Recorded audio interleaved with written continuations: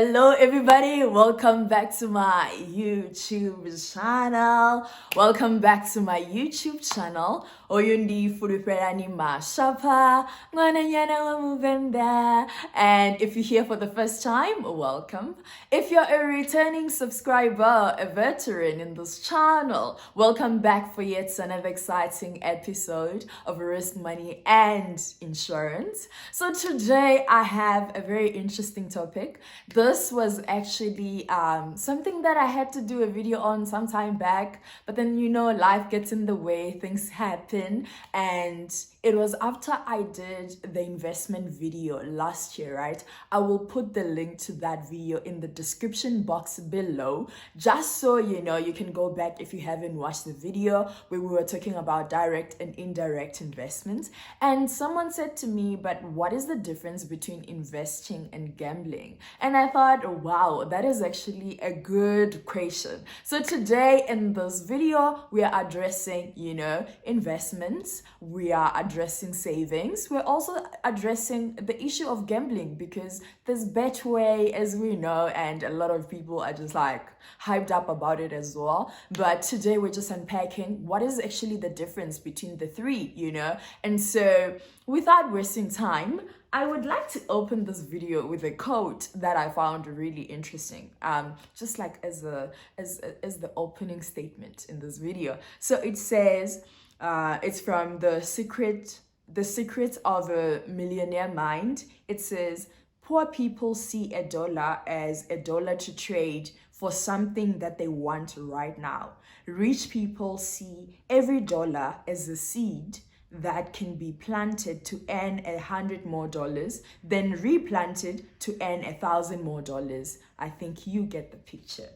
So ladies and gentlemen, if you haven't subscribed, please hit the subscribe button below right now because this video is about to get juicy. So now let's start. What is actually the difference between investing and, gambling? Because am I gambling? Am I investing? Sometimes we're not even sure. We just know we want more money. That's at the end of the day.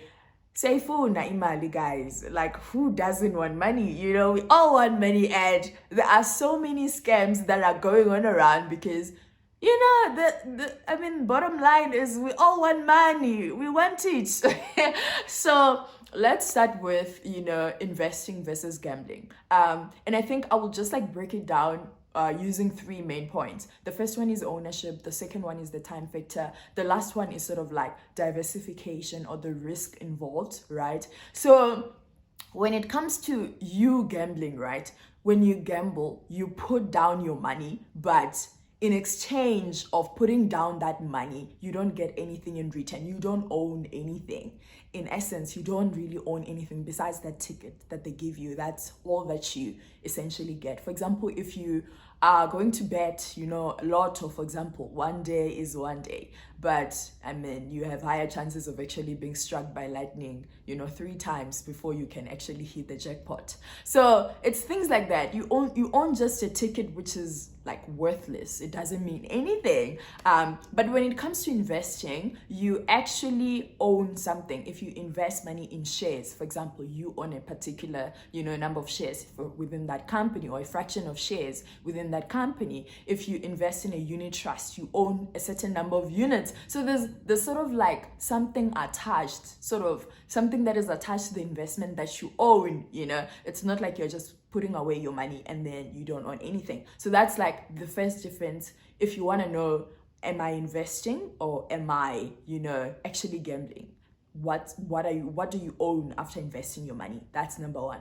Then number two is the time factor. So like with investments, we expect your money to sort of grow over time, But then with a gamble, it's like if it's a lotto thing, after they release those lotto numbers, it's either you get your money, you get something in return, or you get nothing at all. So it's like there's a fixed time frame relating to gambling. It can be a match, you can be betting on a soccer match, you can be betting on a horse. After that particular period or after that event has occurred, then it's like it's done, it's over, It's either you won or you've lost. But with investments, we know there are ups and downs, of course, because of the stock market's movements and all of that. But over time, it sort of weighs out, so you can make something, in the long run, but it's not like there's a specific event that we're waiting on to determine whether my money grows or my money, like I lose all of my money.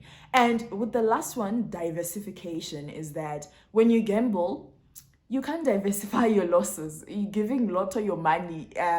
You can diversify your losses, but with investments, we know you can, choose to hold a diversified portfolio, which might consist of, stocks from different industries. You can try to also mix up, preference shares. You can also add like your Class B shares, things like that. So there's room for diversification in order for you to limit your losses. But when you gamble, you can't really minimize your losses. You're putting it there. It's like it can go up or down. It's like, yeah, there's no in between. You can either lose or you can win. So that's the danger with gambling.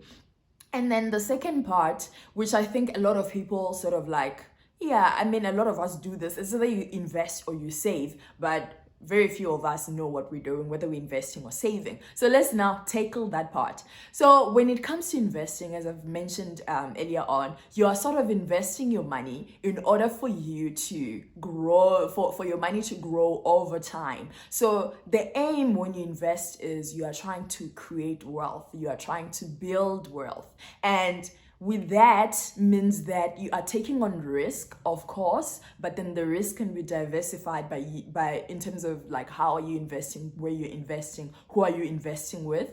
But at the same time, there are tax implications that are associated with you investing, because you are sort of taking on higher risk compared to when you are saving. Then that just means that you expecting to get a higher return, because as investors, we want to be compensated for the risk that we are taking on, right? And so with higher expected return comes, higher tax that you have to sort of pay out. This can be like your capital gains, tax, because over time your money will grow. So you have to actually take that into consideration. And I think it's something that a lot of people now, because there's this hype about investing, owning shares, easy equities and all of that. Sometimes you are better off saving rather than investing, depending on where you are in life, honestly, and depending on what do you want to use your money for. Because at the end of the day, what's the point of you investing so much money in shares but then make very little gains from that money, because tax is chowing most of that money. So tax efficiency is very important. And before we get into the hype of saying we want to invest, I think that's one thing you really should consider, because those dividends that they will pay out, they'll be taxed. The capital gains, as your money is growing over time, they will be taxed. They will be taxed as well. So I feel a lot of people don't take that into account. It's just like, I'm investing in shares, yay, my MTN shares have increased by this much percentage, since last month or since yesterday, or, this shares are doing really well. But at the end of the day, when you sort of net out, the trading expenses, when you net out the tax, does it really make sense for you to be investing in shares? Because then you pay like a lot of tax. Then we come to the last one, which is saving, right? So essentially, when you save, what you're trying to do is you are putting aside money in order to use it in future, right? So it might be that, I want to perhaps buy something for my apartment. I want to buy a television, or I want to buy a washing machine, and I'm like, I can't be able to buy it now, but I'll be able to buy it maybe in 3 months' time. So I'll be setting aside money with the goal of actually buying that particular thing. So in 6 months' time or 3 months' time, I'll then, take out my money and actually go buy that particular thing which I want. So the advantage with, saving is the fact that you pay very little tax compared to actually when you're investing. And also these days, there are some tax-free vehicles that are being offered. Like, you must just ask with your banks, with your insurance companies as well. I know Old Mutual has a tax-free savings account where you can put your money in there, and I think annually it should be less than 33,000. The total savings should be less than 33,000, which if you were to actually invest the same money in shares or whatever, you would actually pay tax on that amount. So I think if you know you're going to be saving because in December you have something else going on, or you want to set aside money for a particular purpose, then why not opt for a tax-free savings account? Because then you save on tax, but it's not like you are running away from SARS, because we all know SARS will catch you either way. So I think it's one thing to consider, hey, do you really need to invest in shares, or do you just have to find yourself a tax-free savings account and sort of like invest in and sort of like put aside your money in that. And when it comes to investing as well, I think one other thing that you can just emphasize on is what we call exchange traded funds, right? So I know investment companies might have them as well. So those ones are also very tax efficient.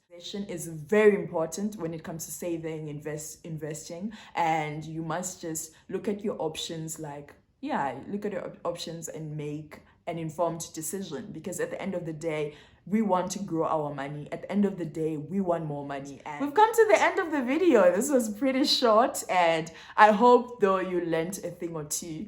A big thing about investing and saving is taxation. You know, if you can save on tax, then why not?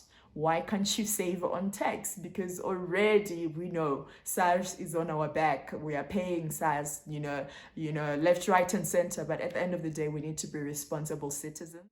Do pay your taxes, but if there's an option for you to save on tax, then take it. Why not? Take it. Thank you so much, guys, for watching to the end of the video. I love you so much. Don't forget to like, comment, share, and subscribe. And to those who watched my videos but you haven't subscribed, I know you like my videos because you watch them every single day, every single Thursday when they come out. So please subscribe. We want to grow this community. And also don't forget to, like the video if you found it useful, so that it can be recommended to other people. I love you so much. Mwah. I will see you in the next video. Bye.